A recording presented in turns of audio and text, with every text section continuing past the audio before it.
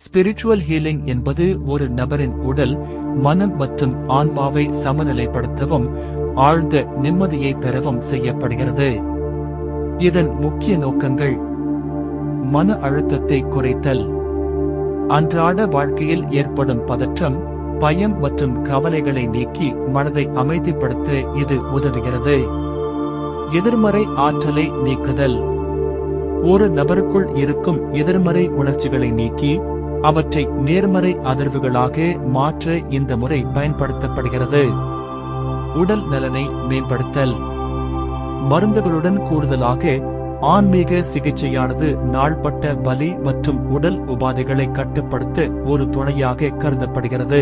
சுய மாற்றம் மற்றும் வளர்ச்சி, தனிப்பட்ட வாழ்க்கையில் மாற்றத்தை கொண்டு வரவும் ஆன்மீக ரீதியில் வளர்ச்சி அடையவும் இது ஒரு கருவியாக செயல்படுகிறது. உள் அமைதி, தெரியாத விஷயங்களால் ஏற்படும் பயத்தை நீக்கி ஒருவித மகிழ்ச்சி மற்றும் சக்தியின் உணர்வை தருவதே இதன் அடிப்படை. பகவான் ரமண மகரிஷியின் பார்வையில் ஆன்மீக சிகிச்சை ஸ்பிரிச்சுவல் ஹீலிங் என்பது உடலை மட்டும் குணப்படுத்துவது அல்ல, மாறாக மனதை அதன் மூலமான ஆன்மாவில் லயிக்கச் செய்வதாகும்.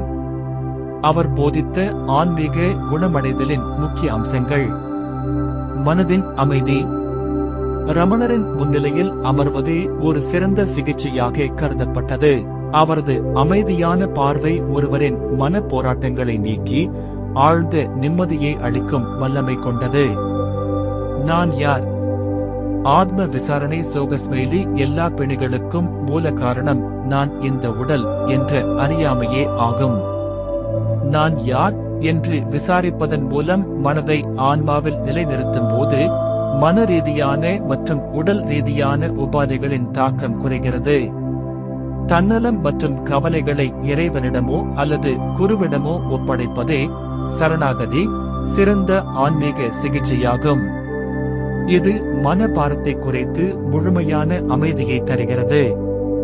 அக சிகிச்சை: ரமணர் வெளிப்புறச் சடங்குகளை விட அக மாற்றத்திற்கு முக்கியத்துவம் அளித்தார்.